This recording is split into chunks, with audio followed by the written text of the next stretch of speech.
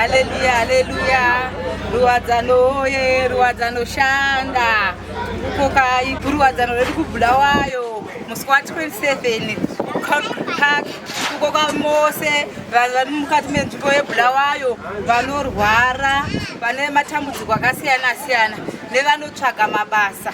Tinokokai mose nevasina matambudziko, uyai munzwe shoko raMwari. Pane basa rakakura zvizhinji, maprofits ose emuno muZimbabwe tikukokai kubulawayo kuti muye munzwe basa raMwari notungamirirwa naArchbishop wedu Chirwa, muzinda wedu uri kuMaushu. Mose tinokukokai musi wezuva iri, nchiti amen.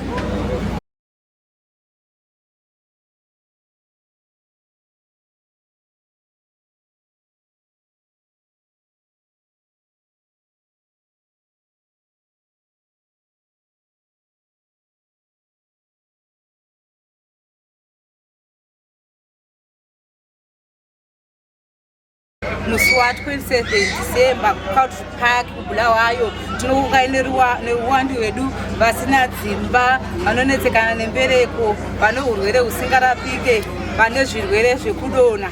Mose tinokukokai kuti muye kubulawayo, nchiti haleluya, haleluya. March munhu wese ngatisanganei ipapo entutuzi yatunga kona ngale.